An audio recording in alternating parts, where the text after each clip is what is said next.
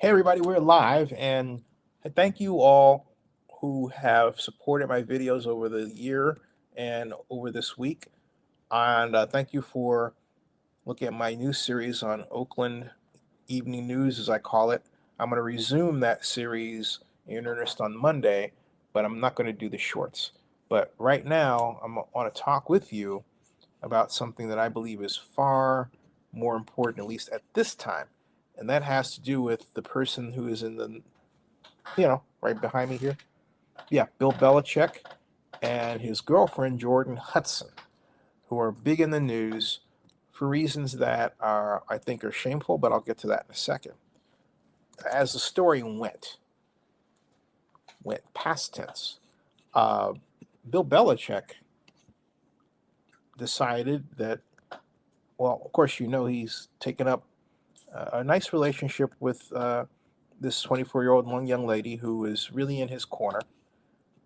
And but because of the age difference, there has been a gigantic, gigantic wave of scrutiny on the pair. I mean, I expect to hear about their IRS records next. It's been that bad, folks. It's just absolutely outsized nuts.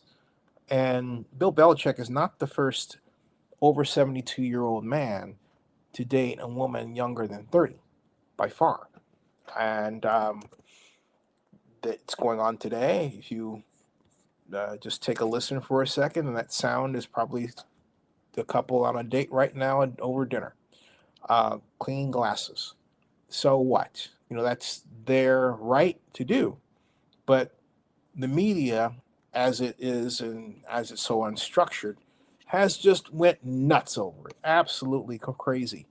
Including my friend Michael Florio of Pro Football Talk. But before I get to Michael Florio of Pro Football Talk, let me show basically what I saw. This is what I saw from Michael Florio, Pro Football Talk, that left me so disappointed with what he did.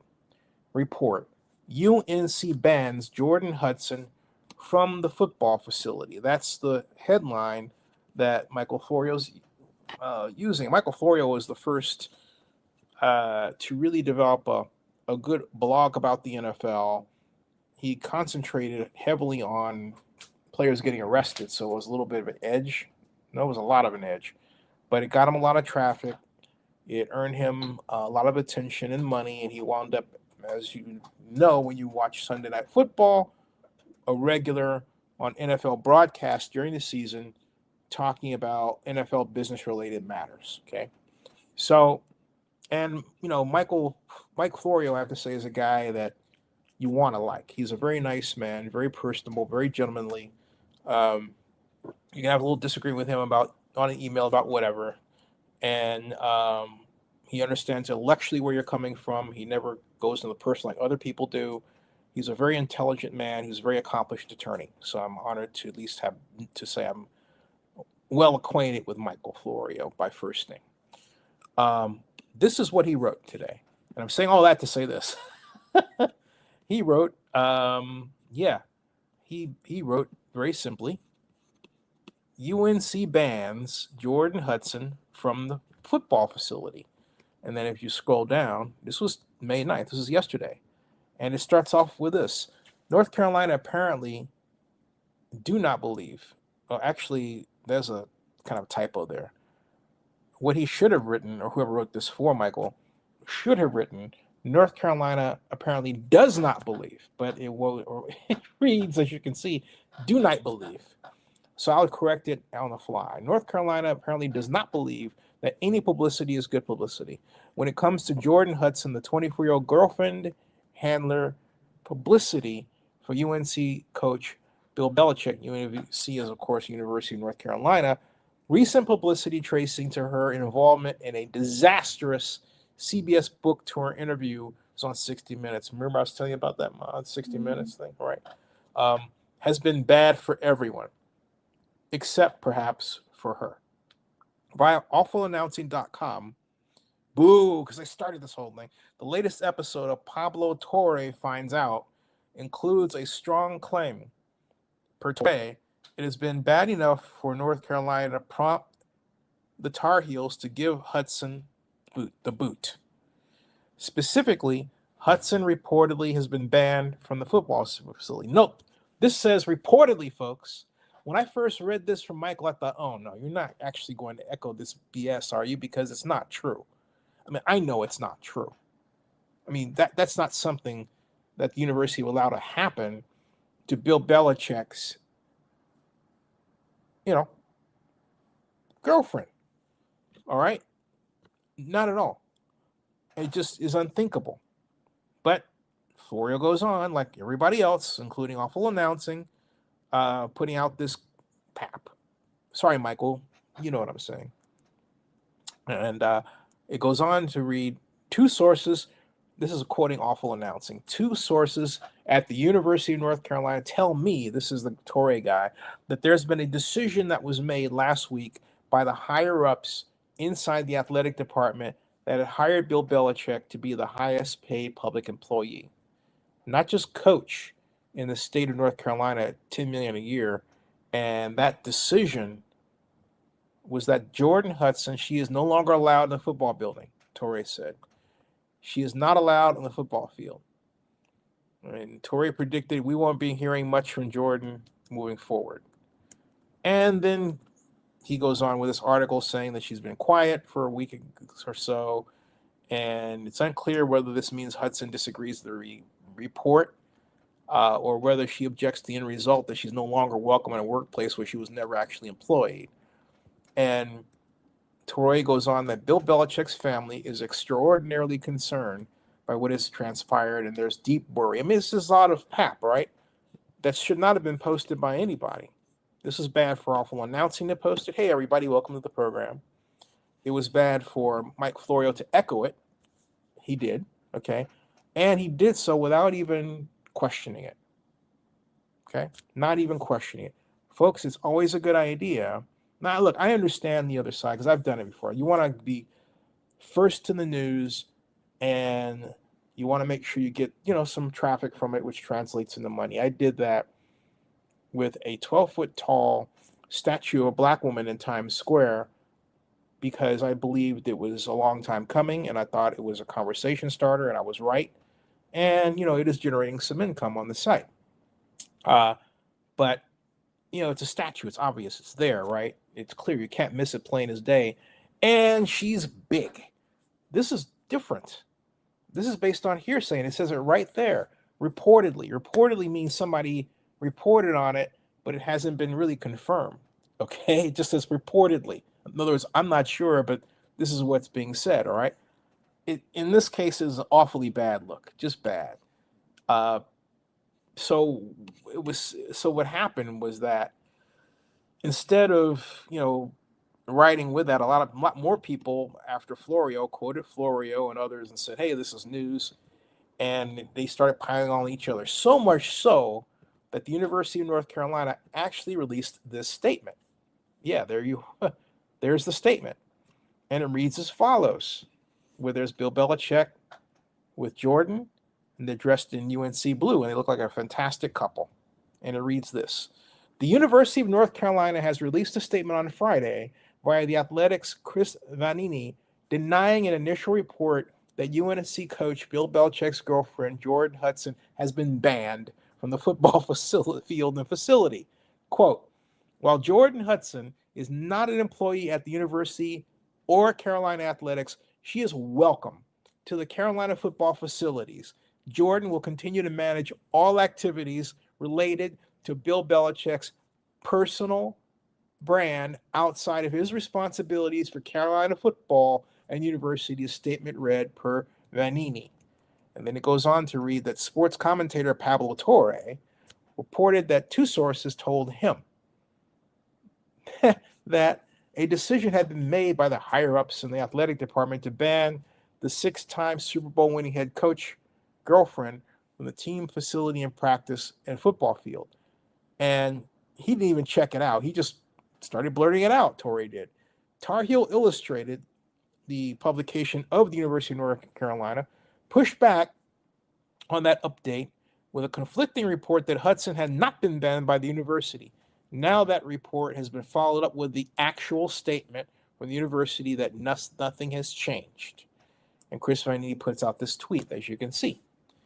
And Hudson is not an employee of the university, but she is still welcome to make appearances. She is also expected to continue managing Bill Belichick's brand. In other words, watching his back from overly aggressive media people. Right? I mean, that's it. They didn't have to do that to him at all. This story would never have happened if they had just left the poor man alone and let him enjoy his life. You know?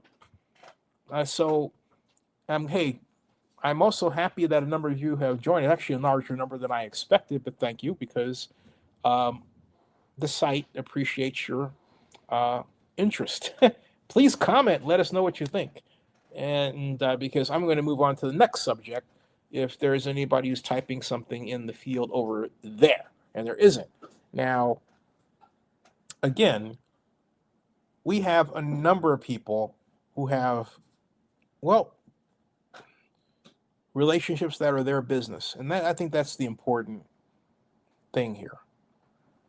Make absolutely certain that you respect the boundaries of somebody else, that you're not heavily involved in their lives because they're celebrities, and you believe you have the right as a media person to put out crap about them because, oh, hey, they're a public figure, and therefore you can't get sued. There are places and times and points where that's not true, and you will get sued as a media organization.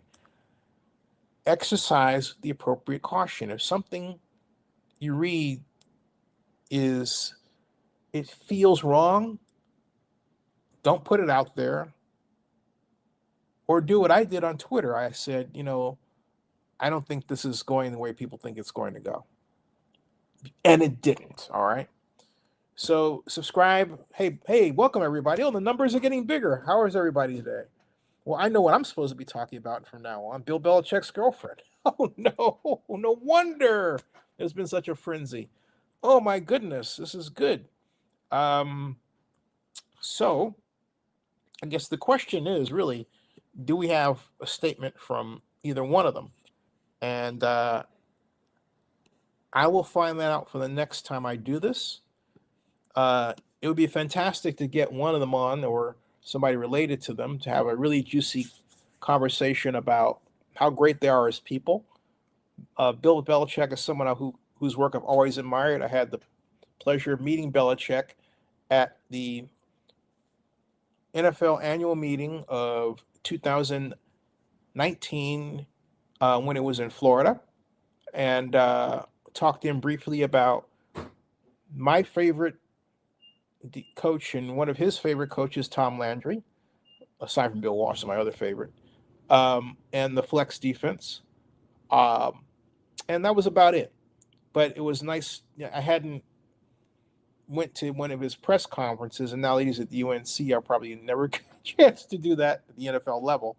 I was there when he was over there at the room, but when Bill Belichick was coaching the Patriots, the crowd to get his interview was literally 3 deep, and it's around a table that's circled like your dining room table, which means it's not that big at all. So you imagine 3 deep of mostly dudes, like literally leaning over each other, outstretched mics, cameras to just get a little bit of what Bill Belichick's going to say.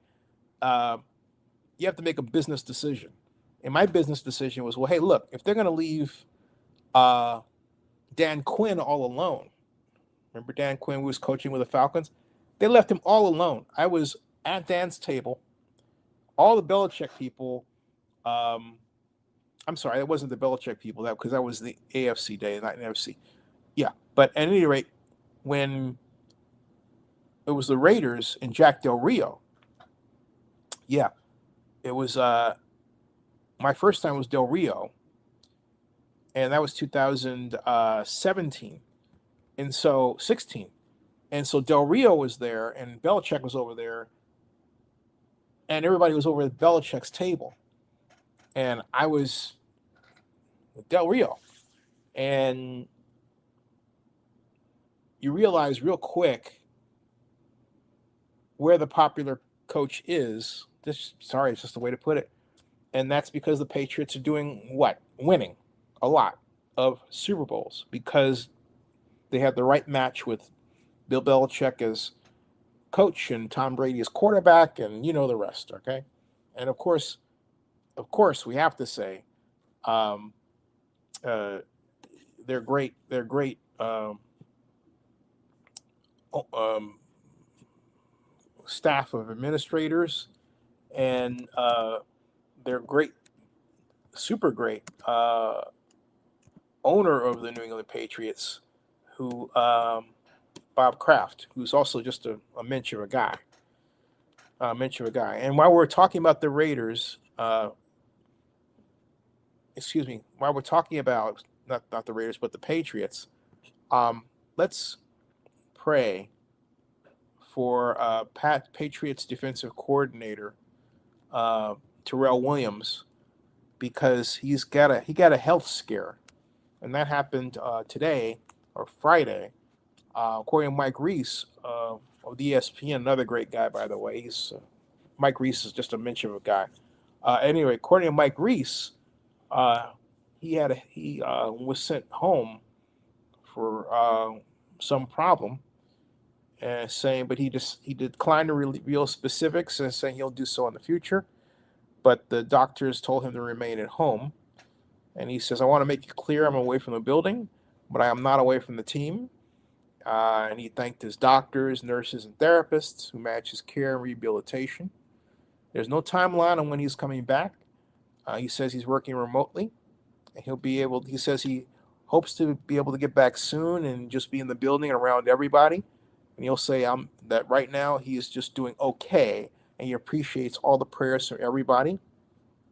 His responsibilities will be handled by inside linebackers coach Zach Kerr in his absence.